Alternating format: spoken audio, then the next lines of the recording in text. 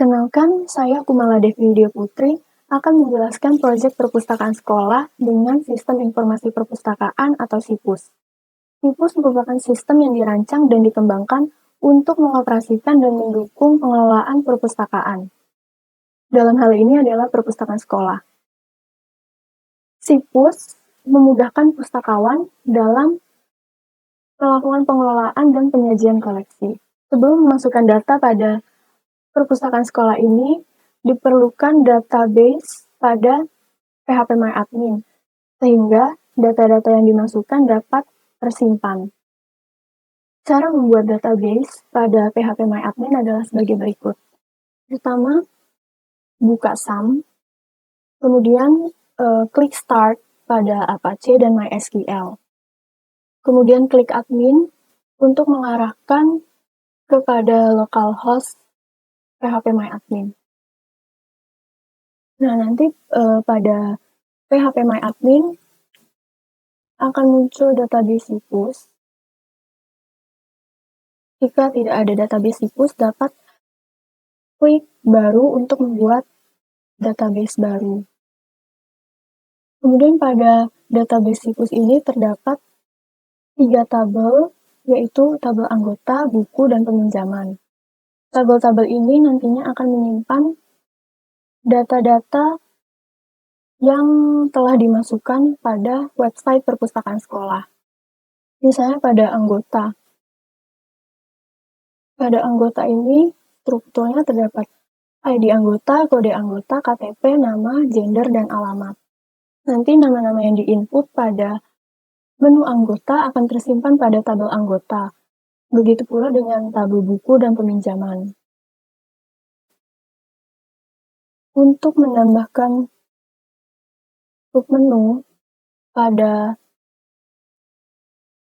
menu buku, itu dapat di-input melalui sintaks berikut ini. Misalnya,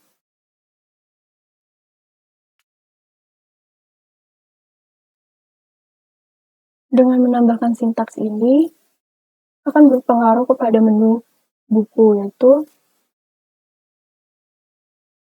pada menu buku terdapat submenu edit buku. Jika sintaks tersebut dihapus, maka submenu pada buku akan hilang. Kemudian pada entry buku, di sini menggunakan sintaks dari file entry buku.php, yaitu yang ini. Jika nama file yang ditulis di sintaks ini tidak sesuai dengan nama file entry buku, maka sistem yang dioperasikan tidak bisa berjalan.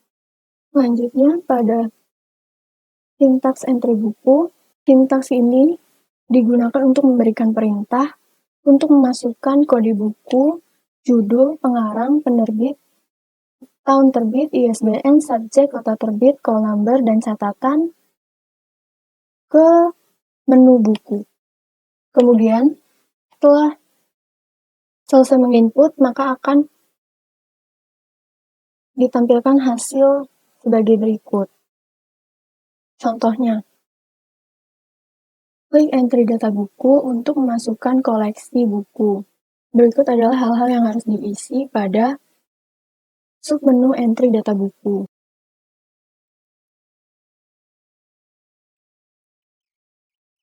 Kemudian klik simpan. Nanti akan muncul peringatan seperti ini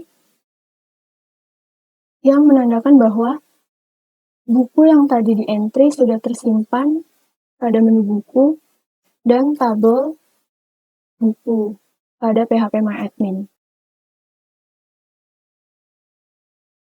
Ini adalah koleksi yang tadi sudah di entry.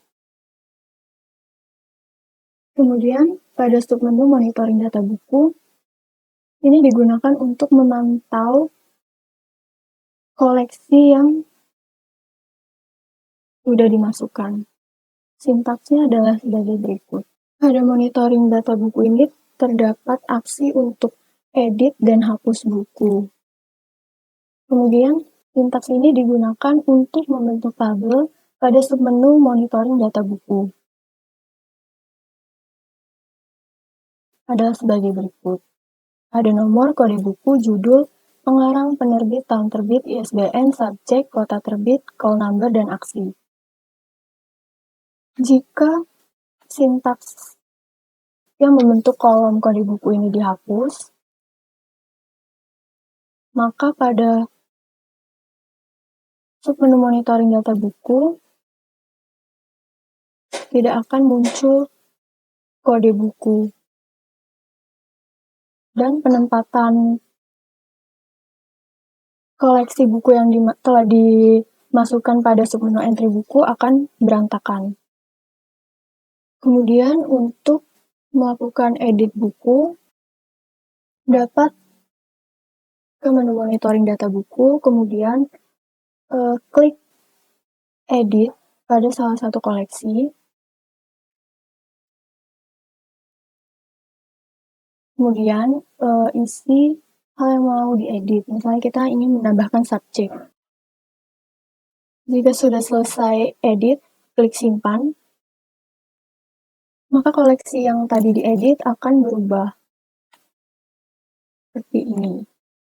Kemudian kita juga bisa menghapus koleksi dengan cara klik delete pada koleksi yang mau dihapus. Maka koleksi yang tadi akan hilang. Selanjutnya, untuk menu anggota terdapat submenu entry data anggota dan monitoring data anggota. Entry data anggota ini digunakan untuk memasukkan data anggota sama seperti pada entry buku. Pada entry anggota, sintaksnya adalah sebagai berikut. Sintaks ini untuk memasukkan kode anggota, KTP, nama, gender, dan alamat ke dalam menu anggota. Kemudian akan munculkan hasil seperti ini. Sintaks ini untuk menampilkan tabel yang harus diisi pada submenu entry data anggota. Nah, di sini ada kode anggota, nama, KTP, alamat, dan gender. Begitu pula dengan di website, ada kode anggota, nama, KTP, alamat, dan gender. Jika sintaks pada kode anggota dihapus, maka pada website perpustakaan sekolah ini, kode anggotanya juga akan terhapus. Jadi hanya muncul nama, KTP, alamat, dan gender. Untuk masukkan data anggota sama seperti entry data buku, yaitu harus mengisi hal-hal berikut ini. Isi kode anggota, kemudian isi nama, kemudian gender. Gender ini P untuk perempuan dan L untuk laki-laki. Kemudian klik simpan. Maka data yang barusan diinput akan tersimpan pada tabel anggota di database Sipus, yaitu ini. Kemudian terdapat submenu monitoring data anggota yang digunakan untuk memantau data anggota yang telah terinput. Untuk monitoring data anggota, sintaksnya adalah sebagai berikut. Sintaks berikut ini untuk membentuk tabel pada monitoring data anggota, sama seperti monitoring data buku. Tabel ini berisi nomor, kode anggota, KTP, nama, gender, alamat, dan aksi. Aksi ini sama seperti monitoring data buku, yaitu ada aksi untuk mengedit dan menghapus. Misalnya, jika kita ingin mengedit data anggota, dapat klik edit, kemudian pilih bagian yang ingin diubah. Kemudian jika data yang ingin diubah sudah diedit, maka klik simpan. Kemudian data yang tadi diedit akan berubah. Jika ingin menghapus anggota, dapat klik delete. Kemudian data anggota dengan kode yang akhirannya 15 tadi sudah terhapus. Kemudian ada menu transaksi. Pada submenu peminjaman dapat digunakan untuk menginput koleksi yang dipinjam oleh anggota. Sintaks peminjaman adalah sebagai berikut. Pada peminjaman ini menggunakan kode anggota dan kode buku untuk menginput data peminjaman. Kemudian pada kode anggota, setelah kode anggotanya diisi, nanti akan ditampilkan hal-hal yang berada di sintaks berikut ini, yaitu KTP anggota, nama anggota, gender, dan alamat. Misalnya, isi kode anggota, kemudian klik tambah, akan muncul informasi mengenai KTP anggota, nama, gender, dan alamat. Kemudian untuk melakukan peminjaman, itu bisa menginput kode buku. Misalnya kodenya K007. Kemudian klik tambah. Maka di tabel akan muncul kode buku dan judul dari koleksi yang sudah dipinjam. Misalnya ingin membatalkan peminjaman, bisa klik batal. Sehingga peminjaman yang sudah diisi tadi tidak akan masuk ke dalam database peminjaman. Kemudian jika ingin meminjam buku, input kode buku, kemudian klik tambah. Maka koleksi yang dipinjam akan bertambah, dan data tadi akan tersimpan pada database SIPUS di tabel peminjaman. ID peminjaman 23 dan 24 merupakan data peminjaman yang baru saja dimasukkan pada sirkulasi peminjaman buku. Kemudian pustakawan dapat memantau anggota yang melakukan peminjaman buku pada menu laporan di submenu data peminjaman. Pada data peminjaman ini akan muncul tabel yang berisi nama anggota, judul buku yang dipinjam, tanggal peminjaman, dan hari. Pada kolom hari, terdapat kata telat dan angka pada anggota yang meminjam buku. Hal tersebut dapat dilihat pada sintaks berikut yang menjelaskan bahwa jika row 3 ini adalah tanggal pinjam. Jika tanggal pinjam lebih dari 7 hari, maka pada kolom hari akan ditampilkan kata telat. Namun, jika anggota tersebut meminjam buku, namun belum lebih dari 7 hari, maka pada kolom hari akan menampilkan jumlah hari sejak anggota tersebut melakukan peminjaman, yaitu bisa dilihat pada nomor 1, Jamin meminjam buku yang berjudul Terima kasih sudah mengatakannya, kemudian melakukan peminjaman pada tanggal 1 Juni 2023. Karena hal tersebut sudah lewat dari 7 hari, maka pada kolom hari ditampilkan kata telat. Namun pada anggota dengan nama Mark Lee yang meminjam koleksi berjudul 24 Eyes pada tanggal 21 Juni 2024, karena belum melewati 7 hari, maka pada kolom hari hanya ditulis angka yang merupakan jumlah hari sejak anggota tersebut meminjam koleksi. Kemudian untuk menampilkan denda pada anggota yang melakukan peminjaman dapat dituliskan sintaks berikut ini. Jika row 3 lebih dari 7 hari, Dendanya akan menjadi jumlah hari sejak melakukan peminjaman dikurang dengan 7 hari, kemudian dikalikan dengan 500, karena denda per harinya sebanyak 500. Namun jika peminjaman tidak lebih dari 7 hari, maka denda yang akan ditampilkan adalah 0. Kemudian tambahkan juga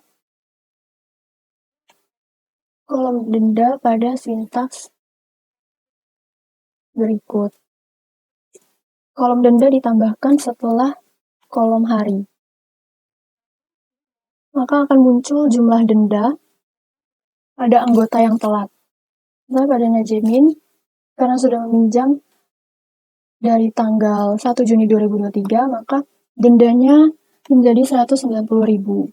Kemudian pada anggota yang meminjam belum melewati 7 hari, maka denda yang ditampilkan berupa angka 0. Selanjutnya adalah penggunaan opak.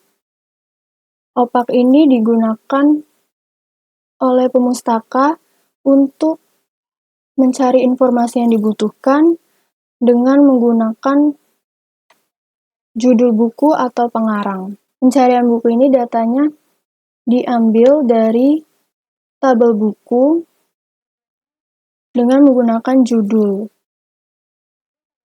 dan pengarang. Kolom yang ditampilkan adalah sebagai berikut. Sintaks pada row ini mengacu pada row yang terdapat pada monitoring buku.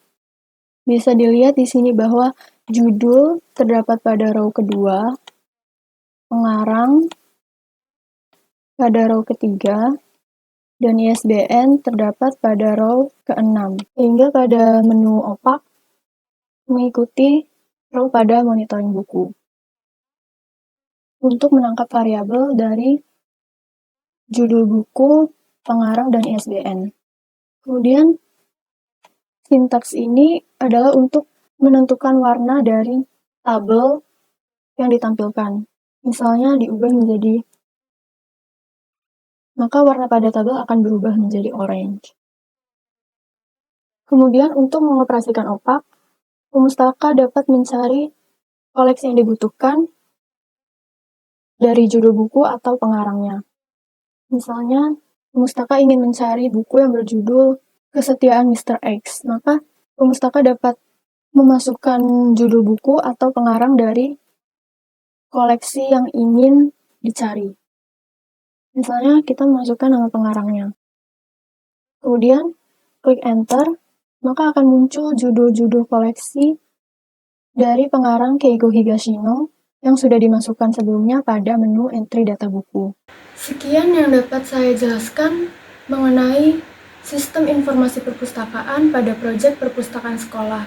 Mohon maaf apabila ada kesalahan dalam menjelaskan. Terima kasih.